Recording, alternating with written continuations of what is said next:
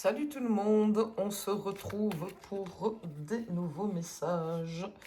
Alors, je vais commencer avec le tarot pour voir de quoi on va parler aujourd'hui. Alors, je vais prendre le tarot angélique pour une fois.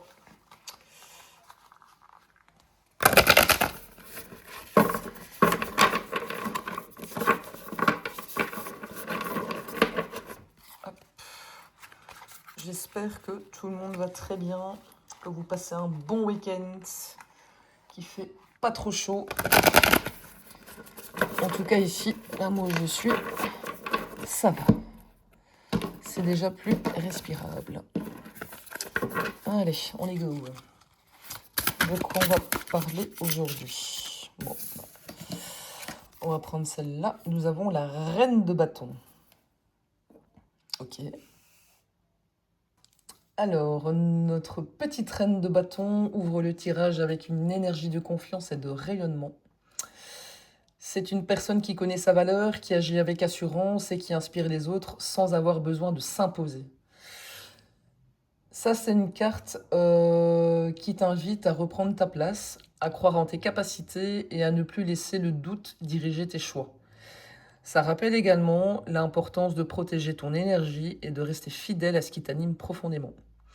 Et donc, aujourd'hui, première question, c'est où minimises-tu encore ta propre lumière? C'est ce qu'on va creuser. Alors, ok. Alors, qu'est-ce qu'on a? Je vais la prendre inversée. Donc, on a le roi, histoire que tu vois un peu quand même, le roi de bâton inversé. Et en inversé aussi, on a l'as de bâton inversé. Ok. J'en prends une troisième.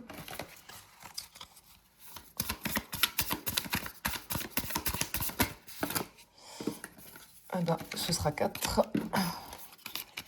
Donc là, on a le 3 d'épée.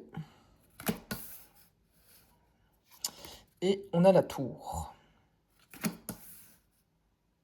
Ok. Alors avec le roi de bâton inversé, il y a peut-être un déséquilibre dans la manière d'utiliser une force. Tu peux manquer de confiance, d'assurance ou au contraire chercher à tout contrôler. Là, la carte, elle t'invite plutôt à retrouver une autorité juste, sans excès et surtout sans effacement. L'as de bâton inversé, il y a une envie qui existe, mais il y a quelque chose qui freine. Il peut s'agir d'un projet remis à plus tard, d'un manque d'énergie ou la peur de commencer. Et là, la carte demande de ne pas confondre ralentissement et échec. La carte du 3 de l'épée, ça invoque une blessure, une déception ou une peine qui demande encore à être reconnue.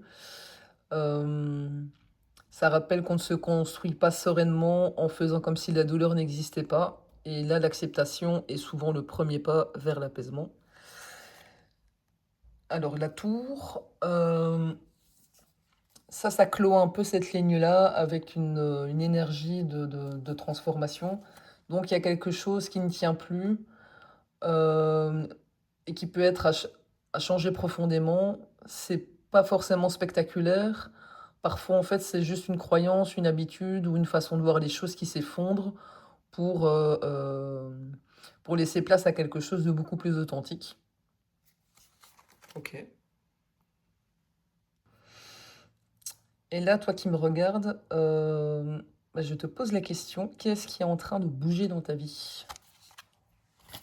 On va aller voir ça. Qu'est-ce qui est en train de bouger dans ta vie? Alors, il y en a deux qui sont tombés. Je vais d'abord prendre celle-là. On a le cavalier de denier. Et on a une reine de coupe. Juste ici. Ok.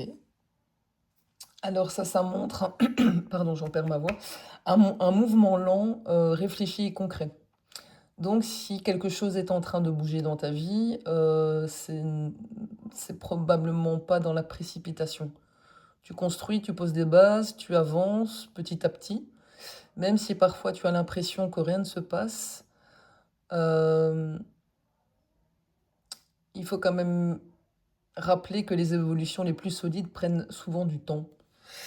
Alors la reine de coupe, ça apporte une toute autre dimension, c'est celle des émotions et de l'intuition. Et donc, la reine de coupe t'invite à écouter ce que tu ressens profondément sans forcément chercher à tout analyser. Ça parle de bienveillance envers toi. Ça te demande aussi de t'écouter intérieurement et ça parle aussi de maturité émotionnelle. Et donc, ensemble, ces deux cartes, ça raconte quand même une très belle histoire. Ce qui est en train de changer chez toi, ce n'est peut-être pas visible de l'extérieur, mais à l'intérieur, il y a quelque chose qui se stabilise. Et donc, tu apprends à avancer sans te trahir. Tu apprends aussi à construire avec patience et à faire davantage confiance à ton intuition. Donc, dis-moi en commentaire ce qui est en train de bouger dans ta vie aujourd'hui. Est-ce que ce tirage fait écho? Alors, moi, je voudrais bien savoir ce que ton intuition, elle essaye de te dire en ce moment. Qu'est-ce que ton intuition essaye de te dire en ce moment?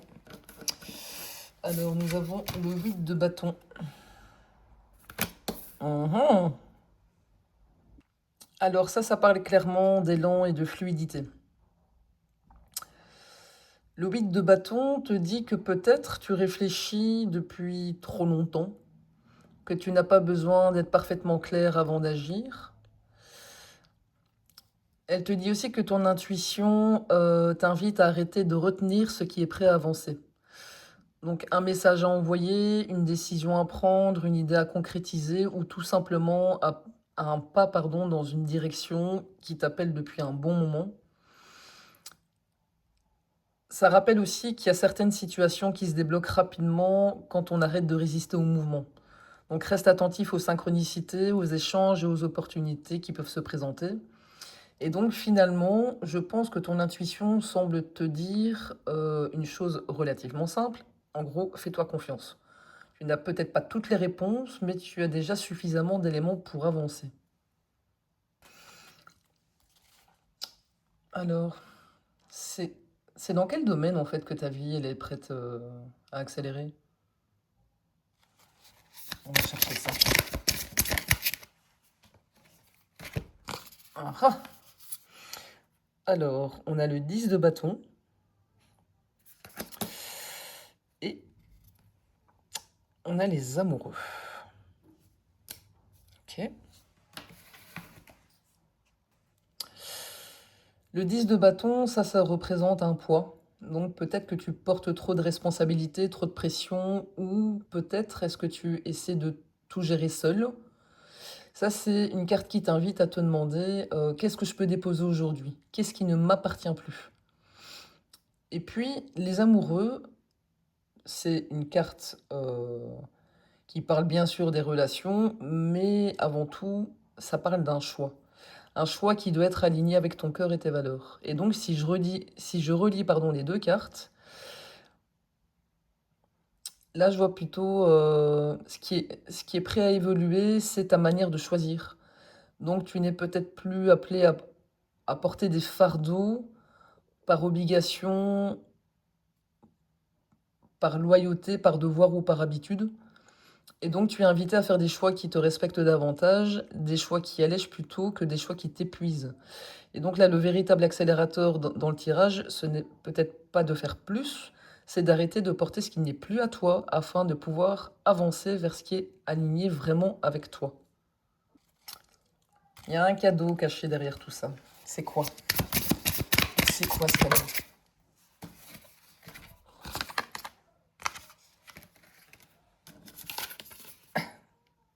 Le 10 d'épée et la papesse. Mhm. Et en dos de paquet, j'ai un roi de denier que je vais mettre ici. Alors ça, c'est une fin que j'aime beaucoup parce qu'en fait, elle est beaucoup plus subtile qu'elle en a l'air. Euh, Le 2 d'épée montre un moment d'hésitation, donc peut-être que tu cherches à prendre une décision ou tu sens qu'une partie de toi connaît déjà la réponse, mais que ton mental hésite encore. Alors, ici, on ne te reproche pas d'être indécis, mais c'est plutôt une invitation à ne pas rester figé trop longtemps.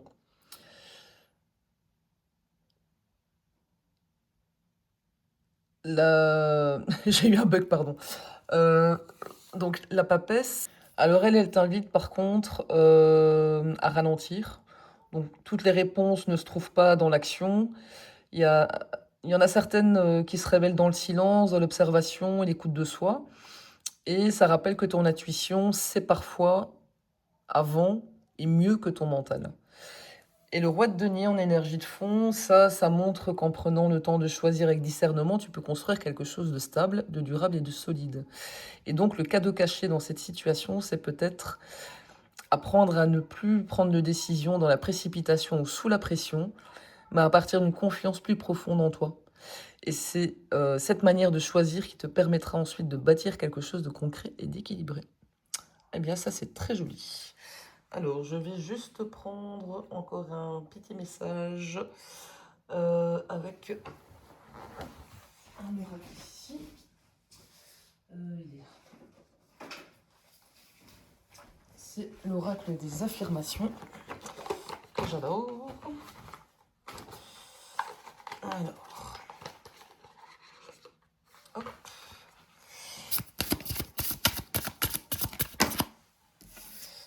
Ah bah, il y aura deux messages. Je vais mettre mes cartes ici avant que mes chats ne les bouffent. Alors, je suis fière de qui je suis. Sois fière de qui tu es et du parcours qui t'a mené à ce point de ton existence. Tu as tant accompli et tu feras encore extraordinaire. Et tu feras plus extraordinaire encore. Ouh là là, c'est pas grave. Tu avances vers quelque chose qui te dépasse et qui un jour te rapprochera de là où tu mérites d'être. Ok. Et le deuxième, c'est j'assume mon caractère unique. Ouh, ça me fait penser à moi, ça. Le monde a besoin de ce pourquoi tu es né, avec ta gentillesse, ta force, tes qualités, sans pareil, qui font de toi qui tu es. Accepte ton caractère unique, cultive les forces sublimes et puissantes qui sont en toi. C'est un très beau message. Eh bien, je vous souhaite une bonne fin de journée. À bientôt.